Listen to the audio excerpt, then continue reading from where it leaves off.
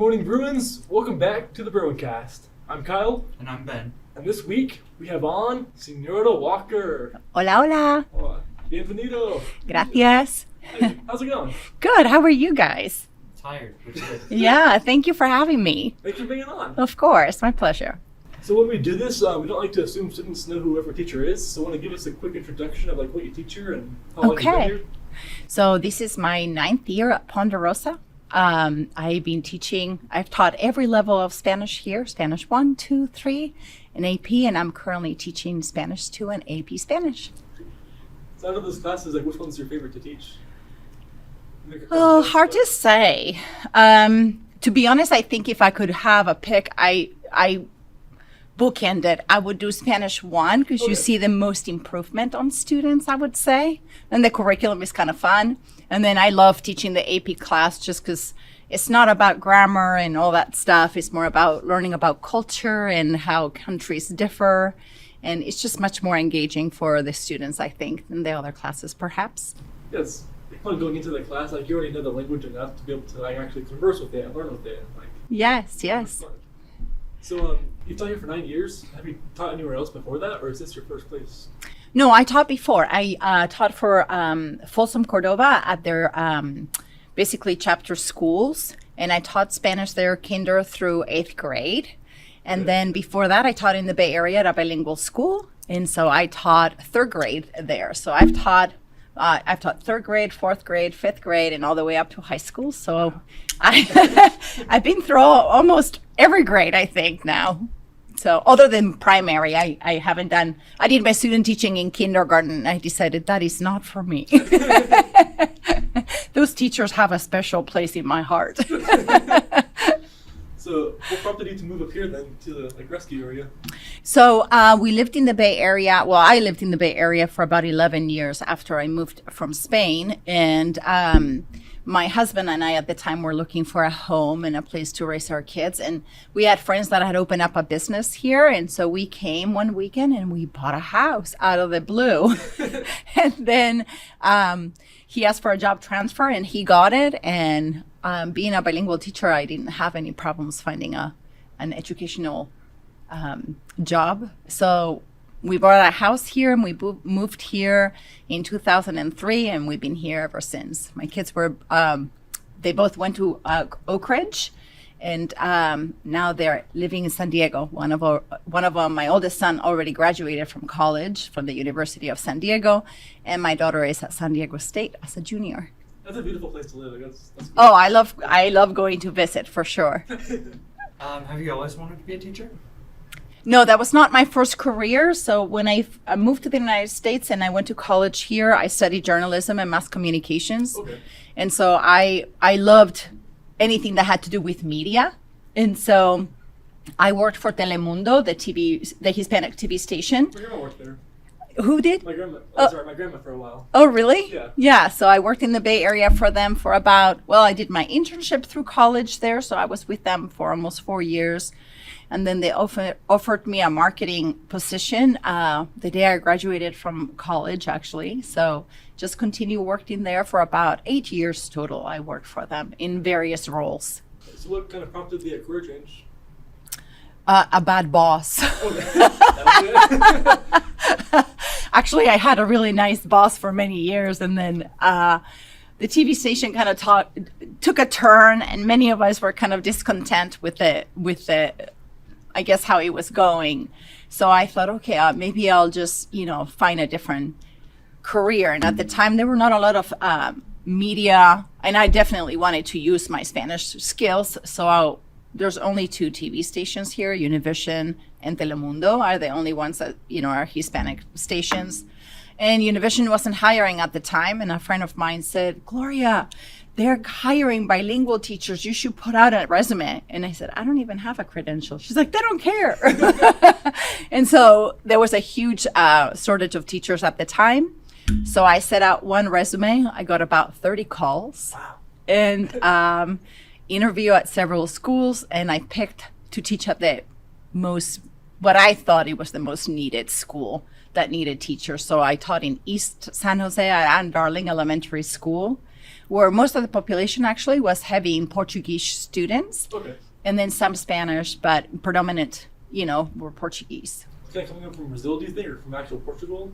Or I think from the Azores, a lot of them, from the islands, and then some of them, not so much from Brazil, but I think, just immigrants, families that have raised in the community of Portuguese, and so the kids are raised mainly speaking Portuguese and not English. So when they enter school, they're actually needing to learn their English language for the first time. And it was a wonderful experience. I taught there only a short time because San Jose Unified District decided to open a new school, and I was hired to open up that school in Willow Glen, and that is what is the name of the school? It escapes me now. Anyway, so I moved to this other school, and then from there we moved to El Dorado Hills. So curious, I know like Portuguese is somewhat similar to Spanish. Like, have you kind of picked up any of that at your time in that school? Yes, I did pick up quite a bit of Portuguese when I was in that school because it's so similar to Spanish mainly. So like in Spanish we say "cómo estás," and in Portuguese we say like "cómo está." So the languages are very, very similar. And having lived in Spain and having gone to Portugal, there's no issue speaking Spanish there. People can understand you, and when people talk to you in Portuguese, you don't have a hard time understanding them either. So they're close allies, basically, when we live there. So it's nice and a beautiful country to go visit. To be honest, Portugal is wonderful. What was it like growing up in Spain? Oh, it was fabulous. In fact, my high school is celebrating its 50 years this year. I just got a little video clip with all my professors who are still there. Oh. It brought tears to my eyes because basically I was in that school from third grade all the way until I moved here, and I was a junior in high school when I left Spain. But all the teachers that remained there, they made a video for the students and how, the different generations impacted that school. And I loved my school in general. I had a wonderful education when I lived there, and just, I don't know, I miss it for sure. So moving to America then, like, what are some of the biggest differences that we've had or seen? Well, I would say that Spain is a very traditional country in many ways. Maybe not so much anymore, because obviously, we've entered the era of globalization. So, but when I was growing up, there was no social media at the time. And so I would say that the biggest difference was the fact that there was not a lot of traditions here, basically, compared to Spain. We're a mainly Catholic country. So, I mean, we have holidays every other day, basically. No school because of these or that. So that was a big difference. I would say for me, the move wasn't probably as impactful because I had family here, and so I was surrounded by family, but I didn't speak the language at all when I came. And so that was a big struggle, trying to just understand and go through, a full school day without really not knowing what anyone was saying. So it took about a year for me to, really start beginning to understand what people were saying, what my teachers were saying. And, by that time I was already in college and loved going to college here. So I stayed here. That's cool. Yeah. So curious, like people that immigrate here that speak a different language, like when they arrive, do they normally kind of like just learn the language through just being exposed to it, or do they kind of try and find someone that can teach them? Like how would that kind of, you learn the language once you get here? I think, a lot of educational systems have languages built into them. Like in Europe, you have to have at least 2 languages, maybe 3 by the time you graduate from high school. I think it depends how people, learn their languages. But in Europe, because we have so many countries that are so nearby together, right? The need to actually learn languages is much greater than here. The US is such a big country, and really we have Canada, right? And they have the population there speaks English anyway, and then the French Canadians, right, don't really have a lot of impact of like, okay, you American they need to learn French because most people learn English. And then obviously in Mexico, you have your immigration coming from Mexico here, not necessarily the other way around. But I think learning a language is actually something that is beneficial for anyone at any time of their life, because it's something you can learn anytime, right? As an adult, as a child, and it gives you a perspective that perhaps you don't have if you've never tried to learn a language. So it's the perspective of learning languages, is the perspective of understanding others at a different, probably, level. And with that brings a lot of respect for the struggles that people have to go through to either learn a language or face when immigrating to another place. So whether it's you're moving from the US to a different country, and if you think about like people that work in military, right? And they have to do it so often, it's very admirable, to be honest. I can definitely attest to that. My dad's like somewhere in his 40s and he's learning Portuguese right now. Okay, that's awesome. Yeah. What prompted him to do that? We're gonna move over to Europe after I finish high school. Okay. I'm wearing my Ireland hoodie right now. Nice. You're going to Dublin?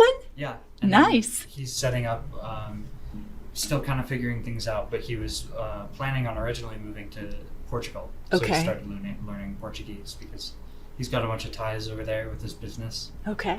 So we've got a lot of coworkers in Portugal and Ireland. And All right. We'll have to stay in touch, and you can come to Spain and I'll come visit Yeah. you in Portugal.